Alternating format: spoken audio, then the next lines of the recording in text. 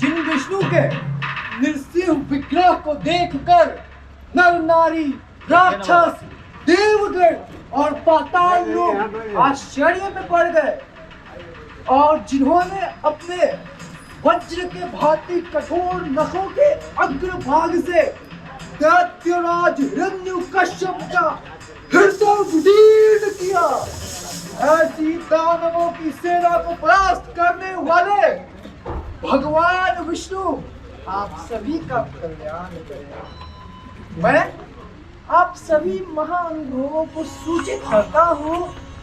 निवेदन करो, निवेदन करो। कैसी आवाज आ रही है? महाराज और दुर्योधन से निवेदन करो। इस सूचना देने में व्यग्र इस दुर्धार को कैसे शब्द सुनाई दे रहे हैं? देखता हूँ। निवेदन करो, निवेदन करो। महाराज अंगराज कर्ण से निवेदन करो। ओ,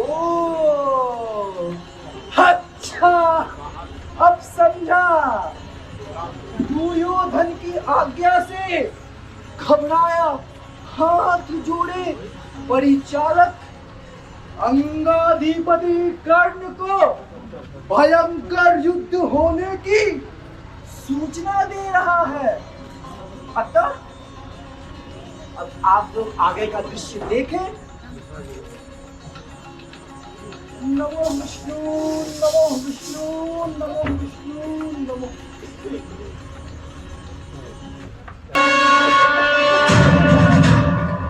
निवेदन करो, निवेदन करो। महाराज अंगेश्वर कर्ण से निवेदन करो। आज अर्जुन के ध्वज के सम्मुख हाथी, घोड़े और सिंहों पर सवार राजागण सिंहनाद कर रहे हैं। अपराजेय शक्ति और हाथी के चिन्ह वाले ध्वजाधारक नागकेतु दुर्योधन युद्ध की आह्वान सुनकर यथाशीघ्र प्रस्थान किए हैं। अरे यह मैं क्या देख रहा हूँ? अंगराज कर्ण युद्ध वेश धारण करके सारथी शल्यराज के साथ अपने भवन से निकलकर युद्धस्थल की ओर जा रहे हैं, किंतु युद्ध रूपी उत्सव के समय अंगराज कर्ण इतने दुखी क्यों दिखाई पड़ रहे हैं?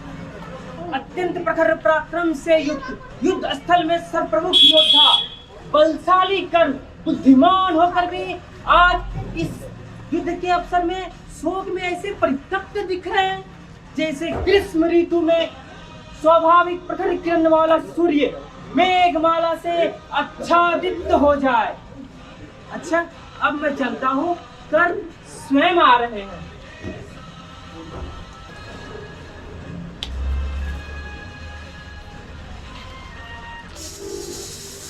शल्यराज, अंग नरेश, ऐसा कभी नहीं हुआ है कि मैं जिस पर शक संधान कर दूं वह योद्धा जीवित बच जाए। यदि अर्जुन रण क्षेत्र में हमारे सम्मुख आया तो तत्क्षण उसका वध कर कौरवों का अभीष्ट पूर्ण कर दूंगा। शल्यराज, जहां कहीं भी अर्जुन हो वहीं मेरे रथ को ले चलो। बहुत अच्छा अंगराज, किंतु मुझे कुछ आशंका है अंगराज। वह क्या? जिसकी अतुल शक्ति की तुलना क्रुद्ध यमराज से हो सकती है और जो दोनों तरफ से अस्त्र प्रहार के द्वारा अनेक योद्धाओं, घोड़ों डालता है, ऐसे धनुर्धर कर्ण के मुख पर आज मालिन्य क्यों है? शल्यराज, मैं राधा के पुत्र के रूप में इस संसार में प्रसिद्ध हूं, किंतु आपको संभवतः यह ज्ञात नहीं कि माता कुंती ने मुझे जन्म दिया है। और माता कुंती से आपके नैराश्य का क्या संबंध है यमराज? आप मुझे सुनाइए। तो सुनिए शल्यराज, जब मैं संध्या वंदन में विलीन नृत्य की आराधना कर रहा था, तभी माता कुंती का आगमन हुआ।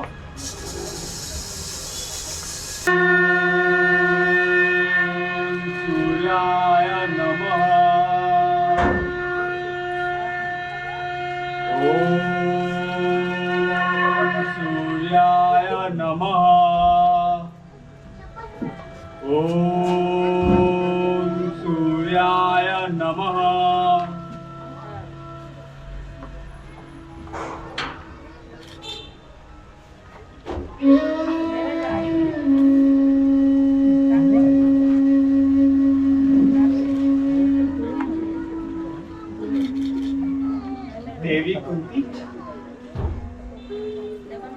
देवी कुंती के चरणों में राधा पुत्र कर्ण का प्रणाम। यशस्वी हो, दीर्घायु हो।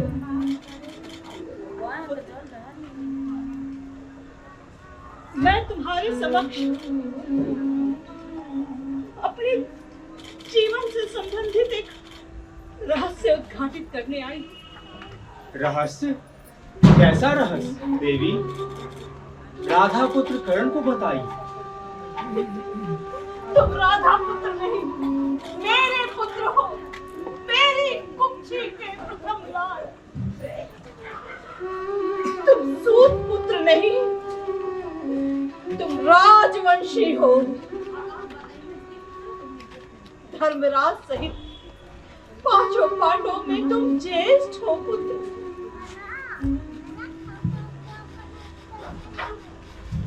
मैंने सूर्योपासना के बल पर मैंने तुम्हें अपने गर्भ में धारण किया था, जिस समय मैं कुंवारी थी। किंतु अभागिनी मैं संसार के लोक लाज के भय से मैंने तुम्हारा त्याग कर दिया और राधा ने तुम्हें पाया। अपने आप को राधा पुत्र कहकर मेरे दत्ते को और दुखी मत करो, मत करो।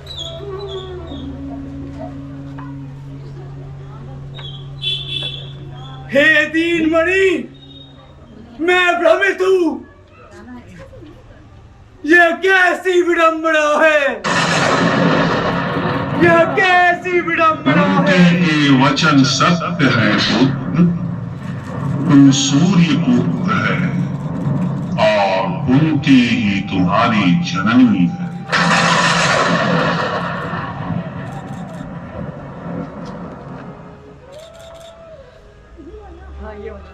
गुरुकुल लक्ष्मी माता कुंती,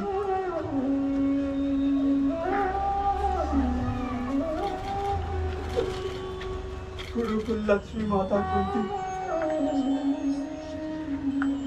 आज आप किस मुख से मुझे पुत्र कहने आई है और क्यों? क्या मेरा अभिशाप आज धुल गया अथवा भयंकर विनाश को सामने देख आपका ममत्व जागृत हुआ है?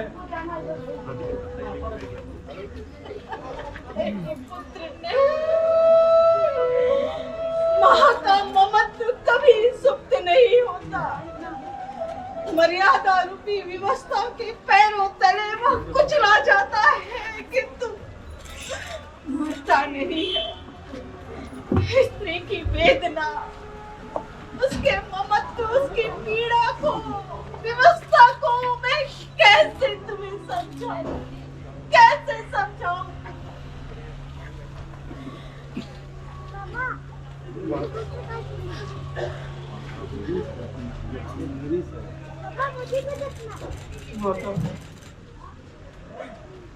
तो मैं आपके लिए क्या करूं? मैं तुम्हें मांगने आई हूँ। सुना है तू बहुत बड़ा दानवीर है, तो एक दान इस अबला को भी कर दे। अपने आप को मेरे इस आंचल में मेरे ज्येष्ठ पुत्र के रूप में ढाल दे। मैं अब अपने सभी पुत्रों को एक साथ देखना चाहती हूँ। इतने दिनों तक जो मैंने पश्चाताप की अग्नि झेली है, जो ग्लानि मैंने झेला है, उससे मुक्त हो मैं सभी पुत्रों को अपने एक साथ देना चाहती हूँ। पुत्र मैं एक साथ देखना चाहती हूँ। माता, भले ही तुमने मुझे जन्म दिया है,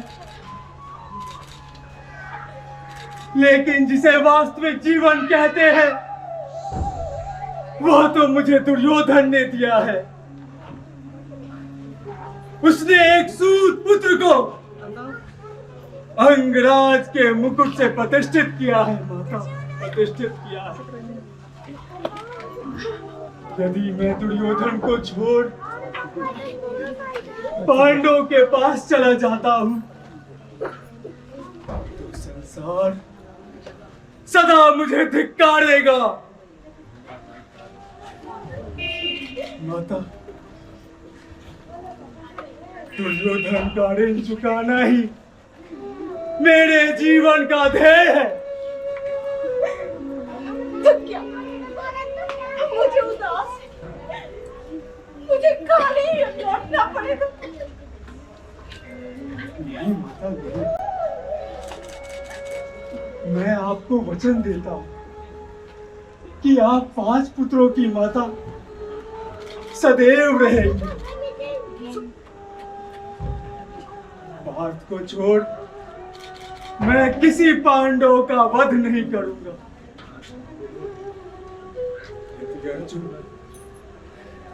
यदि अर्जुन मेरा वध कर देता है तब भी आपके 5 पुत्र रहेंगे। यदि मैं अर्जुन का वध कर देता हूं अथवा कौरव विजयी होते हैं तो कौरवों का साथ छोड़ मैं आपके पास चला आऊंगा। माते, तब भी आप 5 पुत्रों की माता कहलाएंगे। मैं कैसी अभागिनी हूँ। क्या पात्र ही खोना मेरी नियति है। युद्ध में तुम जीतो अथवा पार्थ, दोनों ही परिस्थिति में तुम हार मेरी ही है। मैं ही पराजित हुई, मैं ही पराजित हुई।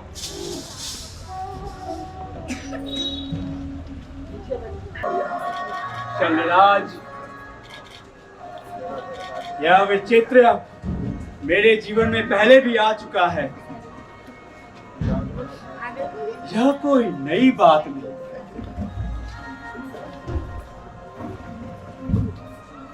क्षमा करें अंगराज, किंतु मुझ में कौतूहल है।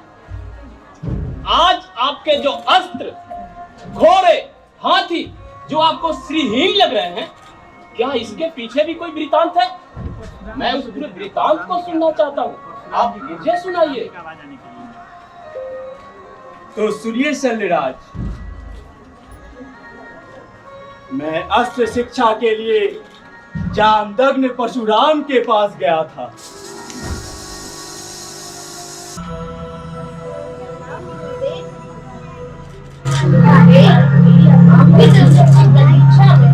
एक युवक बाहर बैठा है, आपकी आज्ञा हो तो क्या मैं उसे बुलाऊं?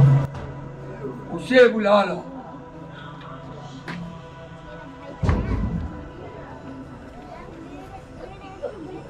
विद्युत की लता के समान पीले और लंबी जटाओं के समूह एवं प्रभा की परिधि के से घिरे हुए परशु को धारण करने वाले मुनियों में श्रेष्ठ भृगु वंश के ध्वज और क्षत्रियों के विनाशक परशुराम के चरणों में कर्ण का प्रणाम स्वीकार करना। यशस्वी भव।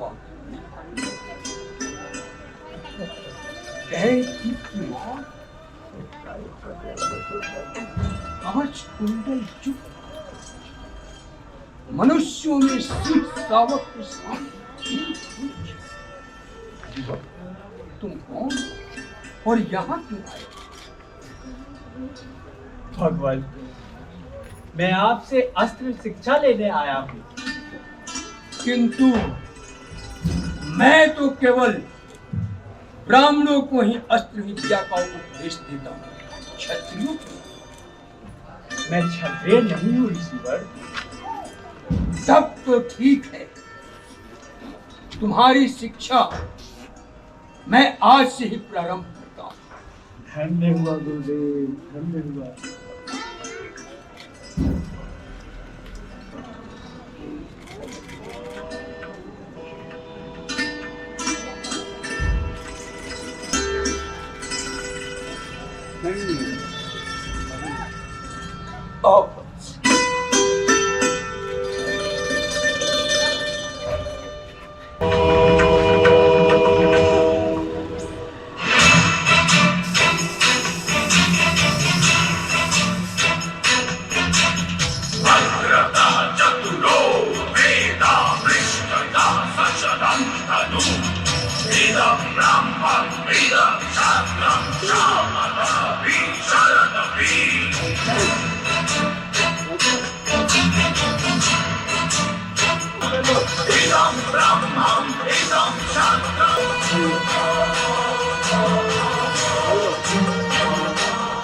तुम्हारी रेखा तीव्र है, यथा सीख तुम सब कुछ सीख रहे हो।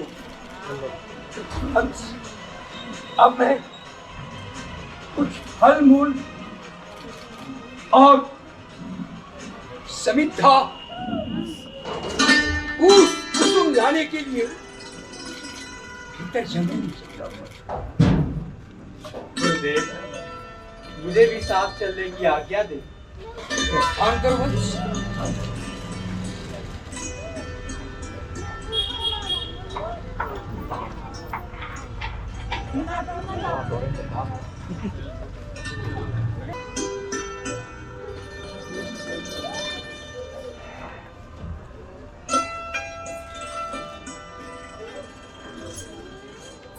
वत्स, मैं अत्यधिक परिश्रम के कारण थकान महसूस कर रहा हूं। अब विश्राम करना चाहता हूं। अवश्य गुरुदेव। आइए गुरुदेव, आइए। आप यहाँ सोकर विश्राम कर लेंगे।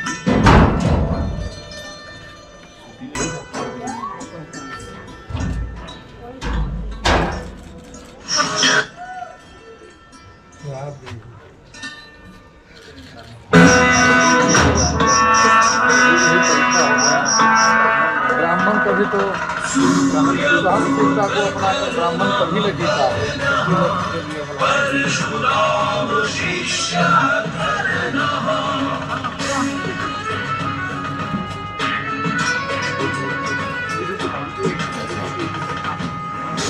ओह, यह तो वज्रमुख कीड़ा है जो मेरे जंघाओं के मांस को कुतरने लगा है। गुरुदेव कठिन श्रम के पश्चात अभी ही विश्राम निद्रा में गए हैं। यदि इस कीड़े को भगाने का यत्न करूंगा तो गुरुदेव की निद्रा में व्यवधान आएगा। बड़े बड़े शूरवीर जिस कर्ण का कुछ नहीं बिगाड़ सकते, उसका यह क्षुद्र दुष्ट कीड़ा क्या बिगाड़ लेगा, चाहे वह मेरी जंघा में छिद्र ही क्यों न बना डाले। मैं गुरुदेव की निद्रा में व्यवधान नहीं आने दूंगा।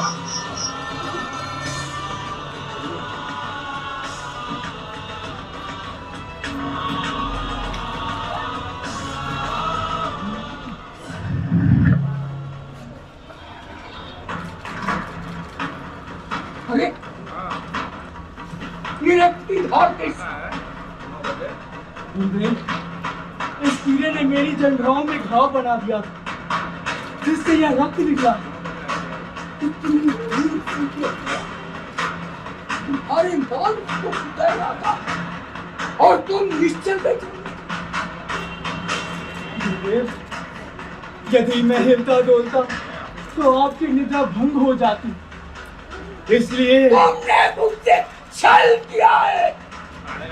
इतनी दुर्गम पीड़ा केवल क्षत्रियों में सहने की शक्ति है। तुम ब्राह्मण नहीं हो, अवश्य क्षत्रिय हो। बताओ, तुमने ये छल मुझसे क्यों किया? बोल। प्रभु, मुझे जिन विद्याओं का ज्ञान चाहिए था उसे आपके अतिरिक्त कोई दूसरा इस संसार में नहीं दे सकता था, इसलिए मैं यह मिथ्या संभाषण का अपराध किया। गुरुदेव क्षमा कर दे। भी नहीं, मैं तुम्हें कभी क्षमा नहीं दे सकता। श्राप देता हूँ। छल से अर्जित किया हुआ यह अस्त्र विद्या तुम्हारे समय पर काम नहीं आएगी। क्षमा गुरुदेव। अब तो मेरी दृष्टि से दूर हो जा। गुरुदेव क्षमा, गुरुदेव क्षमा, क्षमा गुरुदेव क्षमा।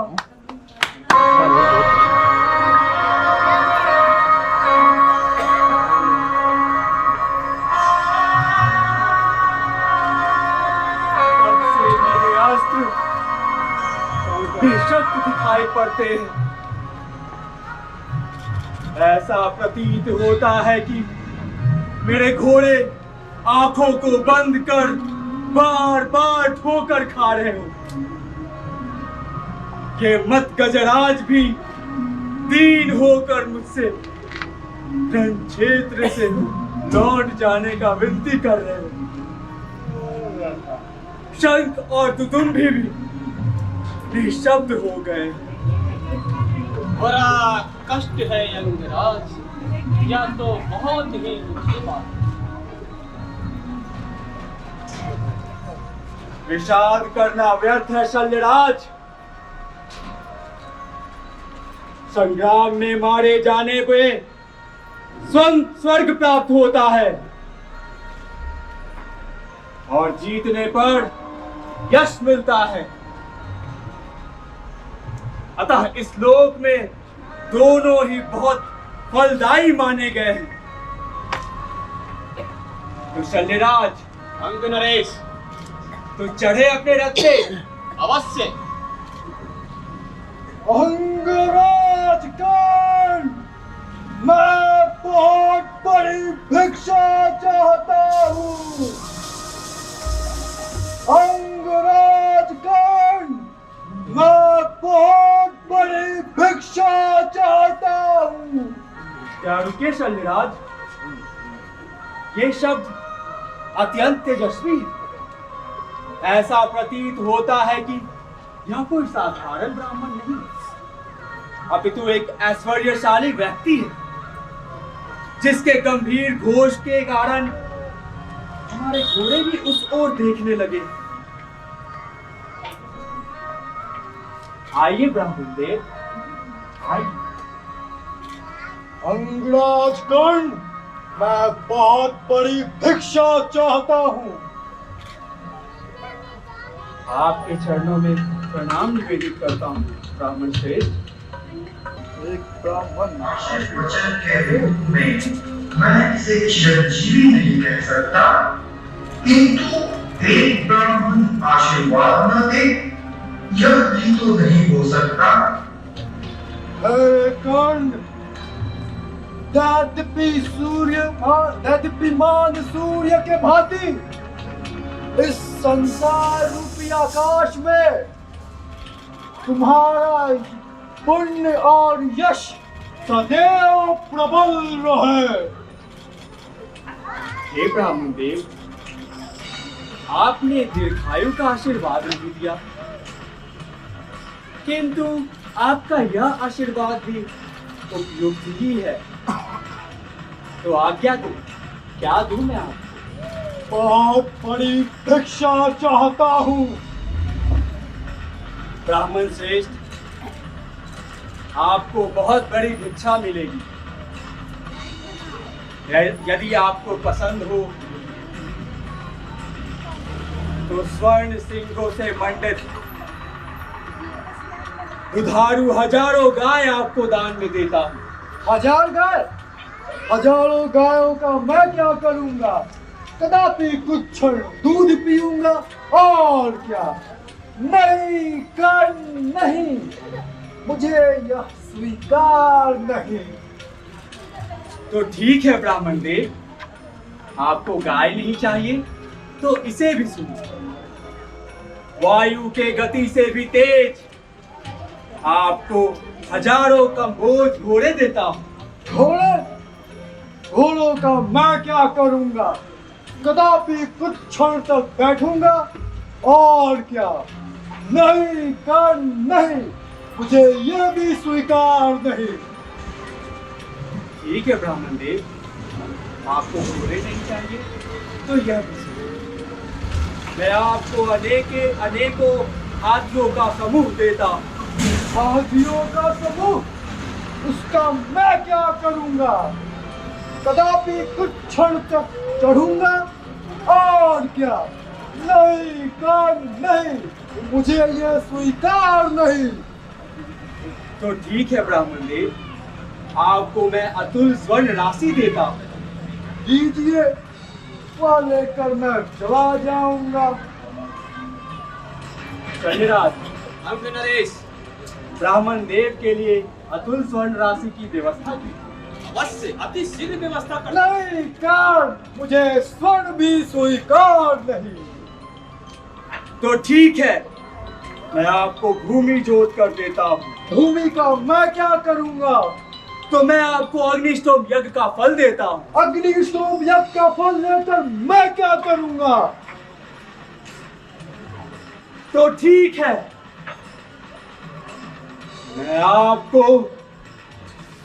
मैं आपके चरणों में अपना सर अर्पित करता हूँ। नहीं अंगनरेश, ऐसा मत कीजिए। नहीं कर, मुझे यह कदापि स्वीकार नहीं। ईश्वर आपकी रक्षा करे, ईश्वर आपकी रक्षा करे। हे ब्राह्मण, भयभीत न हो, आप प्रसन्न हो। यदि आप चाहे तो मेरे अंगों के साथ ही मेरे शरीर रक्षक इस अभेद कवच और साथ ही कुंडल आपको देता हूं। धन्य है दानवीर कर्ण, मुझे आपका कवच और कुंडल दान स्वरूप स्वीकार।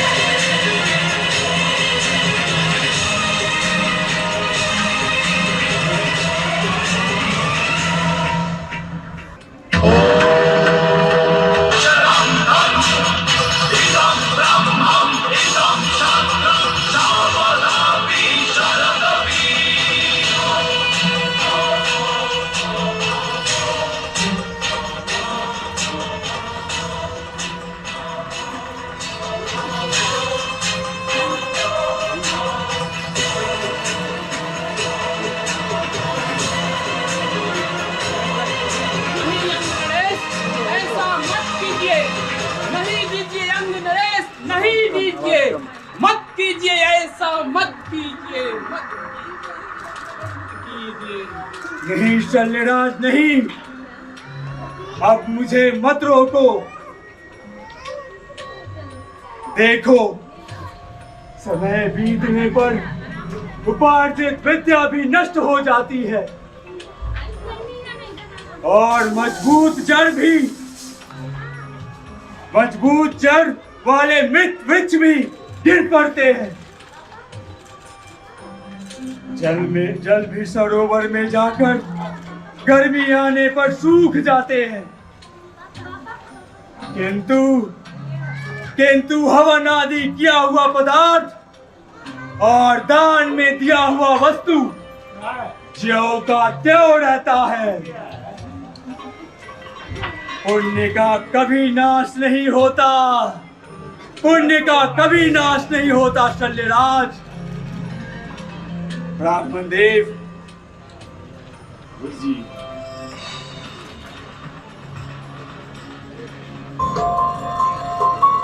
यह मैंने ले लिया। मैंने अर्जुन के विजय के लिए जो सब देवताओं से प्रतिज्ञा की थी वह आज मैंने कर लिया। अतएव अब मैं अपने ऐरावत पर चढ़कर कर्ण और अर्जुन के युद्ध को देखूंगा।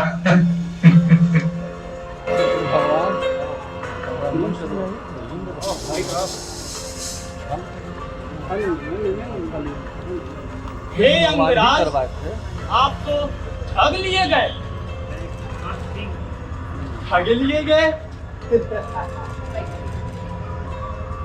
लाइए मेरा धनुष लाइए।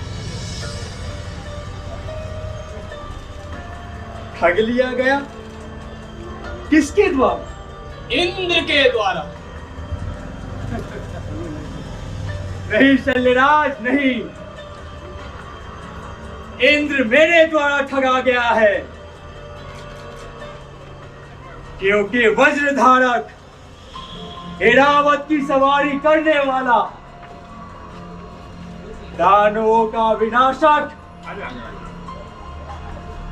और ऋषियों द्वारा उत्पन्न किए गए देवराज इंद्र को कर्ण से भी भिक्षा मांगनी पड़ी। मैंने तो स्वर्ग के अधिपति को भी धरती पर भीख मांगने को विवश कर डाला।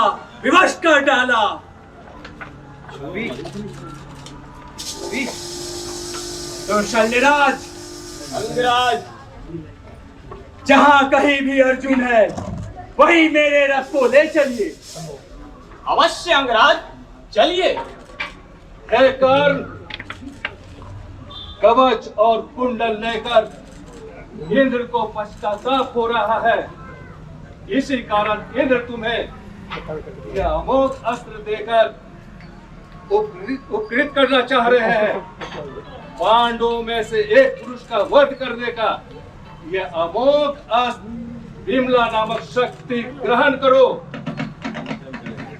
धिक्कार है, मैं दान का बदला नहीं लेता। तो ब्राह्मण वचन से ले लो। ब्राह्मण देव, ब्राह्मण का वचन पहले मैंने कभी नहीं टाला। ठीक है, मैं इसे स्वीकार करूंगा। तो बताइए, मैं इस शक्ति को कब प्राप्त करूंगा? जब भी स्मरण करोगे तब क्षण प्राप्त हो जाएगी। तो शल्यराज, अंगराज, जहां कहीं भी अर्जुन है वहीं मेरे रथ को ले चलिए। अवश्य अंगराज, चलिए।